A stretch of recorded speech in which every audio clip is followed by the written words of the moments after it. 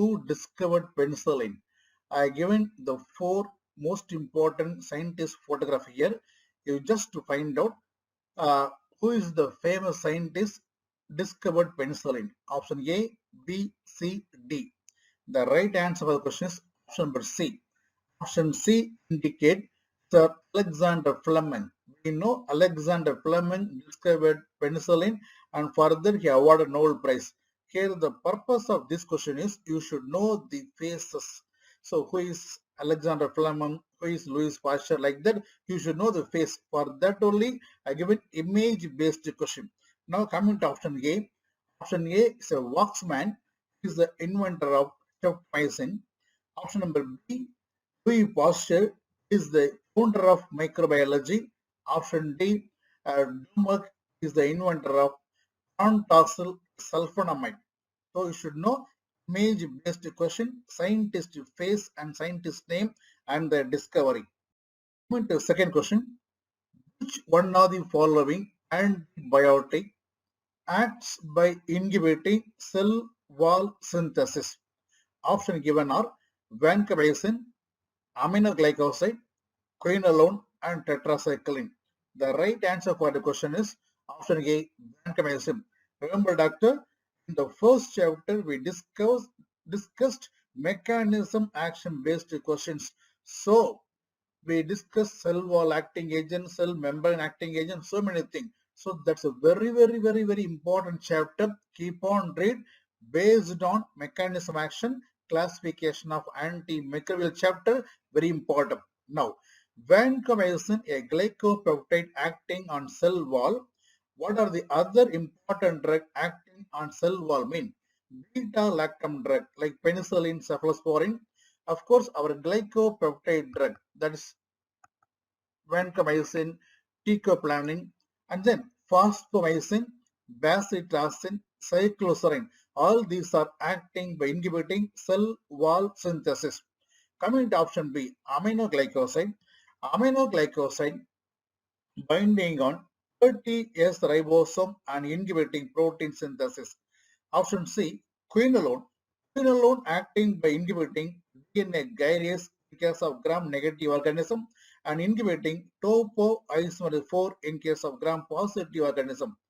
Tetracycline are group of drug acting on 30S ribosome and inhibiting protein synthesis. So answer for the question number 2 is option A, vancomycin. Question number 3, drug inhibiting bacterial protein synthesis are all except. Options are aminoglycoside, chloramphenicol, clindamycin, sulfonamide. The right answer for the question is option number B, sulfonamide. Sulfonamide, a group of drug acting by inhibiting folate synthetase enzyme, whereas the remaining options aminoglycoside, chloramphenicol, clindamycins are acting by inhibiting protein synthesis. Question number 4. A 40-year-old woman with a history of type 2 diabetes present to her primary care physician with a fever and dysuria. She is started on medication that has the potential to cause ototoxicity and skeletal muscle relaxation. What is the mechanism action of for the drug that was started? Options are inhibiting cell wall synthesis, inhibiting DNA gyrase, inhibiting by binding on 30S ribosome, inhibiting protein synthesis by binding on 50S ribosome.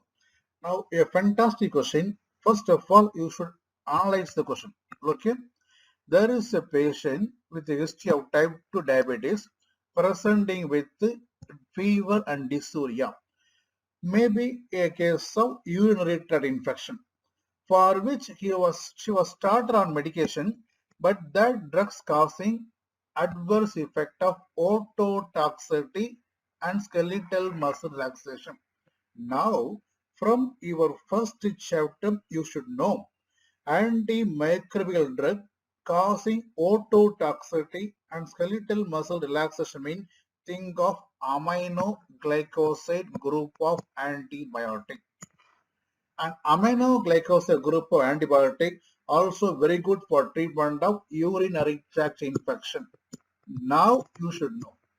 Once you know the given drug may be a aminoglycosamine, then it is easy to find out mechanism of action. We know aminoglycosides are acting on 30S ribosome and inhibiting protein synthesis. So the right answer for the question is option number C. Okay. So the mechanism action based question can be a straight question or some problem based question. So anyway, you should be thorough on a chapter on mechanism action based classification of antibiotic. Very important. Now, question number 5. All of the following drugs are bactericidal drug except options are penicillin, tetracycline, aminoglycoside, and streptogramine. The right answer for the question is option number B, tetracycline. Remember, tetracycline, a broad spectrum antibiotic, but it's a bacteriostatic. Penicillin, a cell wall inhibitor, is a bactericidal. One more important point, aminoglycoside streptogramines are acting by inhibiting protein synthesis. Remember, doctor, most of the antibiotic acting by inhibiting protein synthesis are bacteriostatic. Exception aminoglycoside and streptogramine. Remember, among the protein synthesis inhibitor, bactericidal antibiotics are aminoglycoside group and one more thing, streptogramine. So the answer for this question is option B, tetracycline. Coming to question number 6. Bactericidal drug would be preferred over bacteriostatic drug in a patient with options are neutropenia, cirrhosis, pneumonia, heart disease. The right answer to the question is option number A, neutropenia. Look here. In a neutropenia patient, the host defense will be poor. Whenever the host defense is poor, better you should start a bactericidal drug. So remember the point action. Whenever for dealing a patient with immunodeficiency or poor host defense or those who are immunosuppressant drug, in this patient, when there's infection, that become very severe. So to treat infection in immunocompromised patient, better go for bactericidal group of drug. So very important, very important. Now, question number 7. Time-dependent killing and prolonged post-antibiotic effects are seen with the dash. Options are fluoroquinolone, beta-lactam antibiotic, clindamycin, erythromycin. Now, the right answer for the question is option B, beta-lactam antibiotic. That's why, doctor, I covered one chapter called time-dependent killing and concentration-dependent killing. Remember, beta-lactam antibiotic follows time-dependent killing pattern. Very important, very important. Whereas fluoroquinolone and aminoglycoside group of drugs are following concentration-dependent killing pattern. Whereas option C, D, clindamycin, erythromycin, that mainly depends upon area under concentration. Anyway, the best example for time-dependent killing mean beta-lactam antibiotic, and the best example for concentration dependent killing mean think of aminoglycoside and fluoroquinolones. Now, coming to question number 8. The persistent suppression of bacterial growth that may occur after limited exposure to some antimicrobial drug is called dash. Options are time-dependent killing, post-antibiotic effect, concentration-dependent killing, sequential blocker. The right answer for the question is post-antibiotic effect. Remember, doctor, that is an organism exposed to some antimicrobial drug. Even after stopping the drug, even the drug level below the minimum inhibitory concentration, still there is a suppression of growth of organism. This is called as post-antibiotic effect.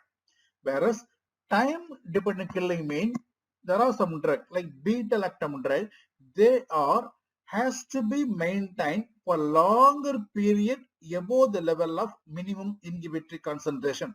That's called time dependent. So they must be given every 8th hourly or every 6th hourly, like that time dependent. Whereas concentration dependent killing mean there are some drugs like aminoglycoside, fluoroquinolone. These are following concentration dependent killing. That means these drugs should be maintained higher concentration than the minimum inhibitory concentration level. So the ratio between Cmax and MAC should be very high. That's called concentration dependent killing. These drugs are given single dose and large dose. Whereas sequential blocker, we have one drug called cotrimoxazole. Cotrimoxazole is a combination of sulfamethoxazole and trimethoprim. Here, sulfamethoxazole inhibiting folate synthetase enzyme, trimethoprim inhibiting dihydrofolate reductase enzyme. So, cotrimoxazole sequentially blocking all the enzymes that involved in folic acid synthesis. So, the best example for sequential blocker may think of cotrimoxazole. Question number 9. The most common mechanism for transfer of multi-drug resistant is dash. Options are conjugation, transduction, transformation, mutation.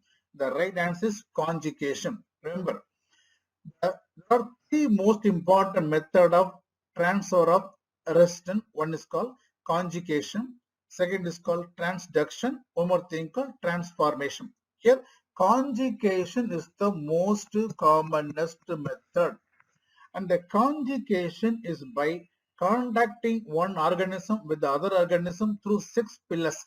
That's called conjugation. Whereas transduction means transfer of resistance from one organism to other organism via a virus, via a bacteriophage. That's called transduction. Whereas transformation means without the help of virus or without the help of 6 pillars, just by passive diffusion, the resistant factor getting transmitted from one organism to other organism. That's called transformation. It's the least common method of transfer of resistant. Now, one more question. Drug resistant transmitting factor present in the bacteria is dash plasmid, chromosome, introns, centromere. Very simple question. It is plasmid. Plasmid mediated transfer of resistance. True statement regarding development of drug resistance in MRSA. MRSA means methicillin resistant staph aureus. Options are the result is due to penicillinase enzyme production, occurs due to change in penicillin binding protein, chromosome mediated, treated with amoxicillin plus clavulanic acid. The right answer for the question is option B. MRSA is due to altered penicillin binding protein. Remember, methicillin, one of the penicillin. The most important reason for methicillin resistance is due to altered penicillin binding protein. Once again, for the treatment of MRSA, drug of choice is vancomycin. Remember, doctor, vancomycin. That's a drug of choice for treatment MRSA.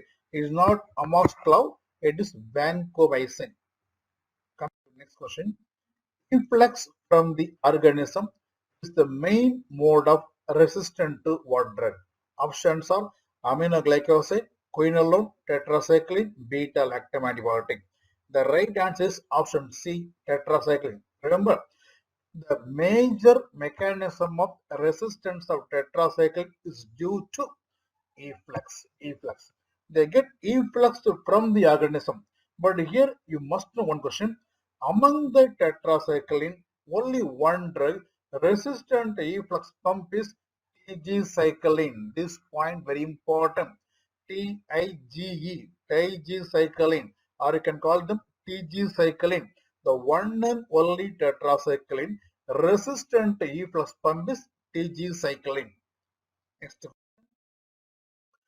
Pseudomembranous colitis due to antibiotic use is what type of adverse drug reaction?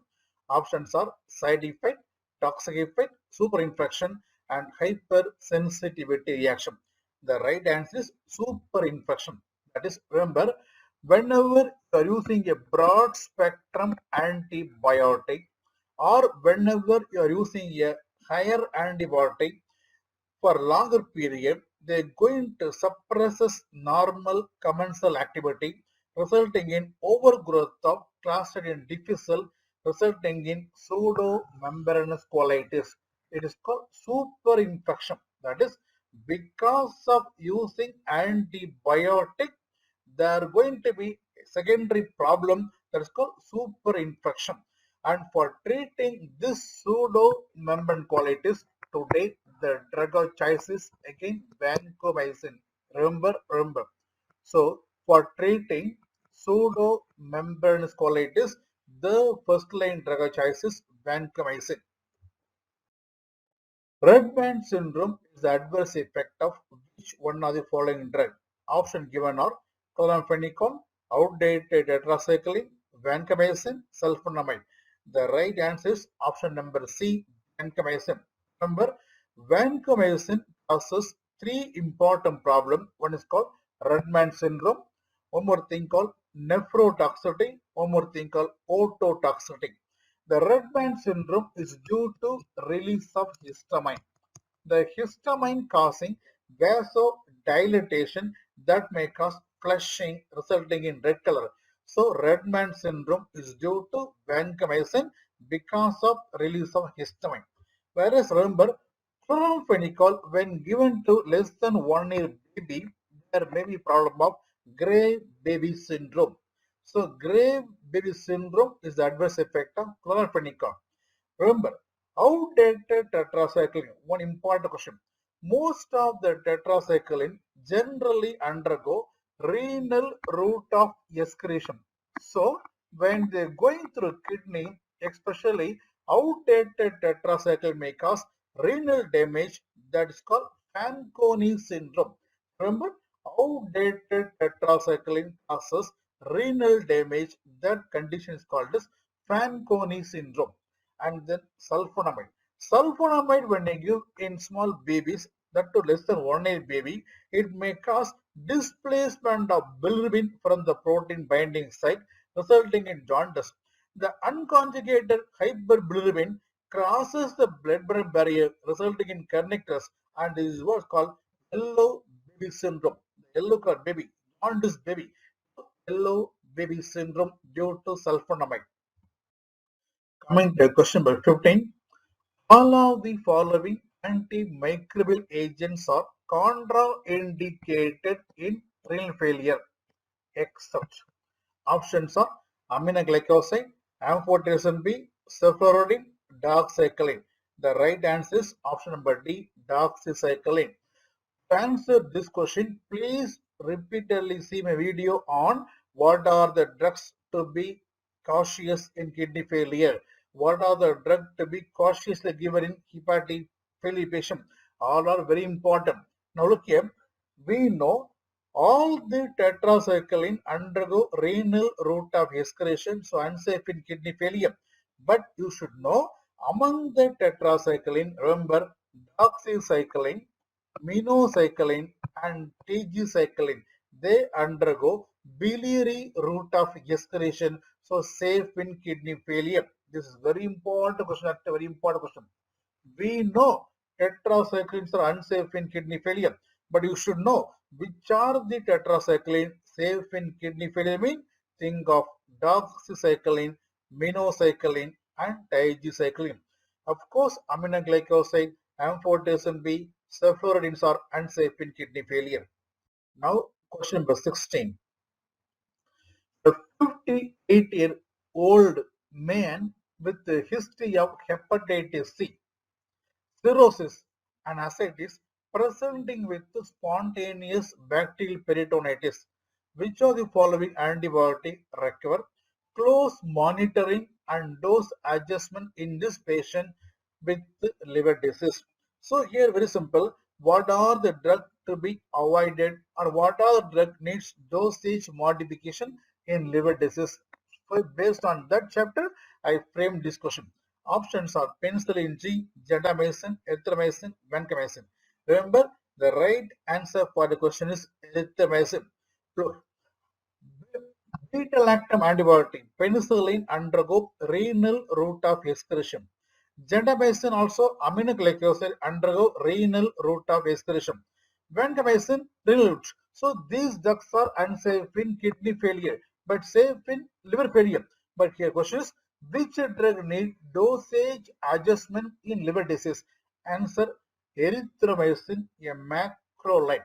This drug causes hepatitis problem and polystatic jaundice problem.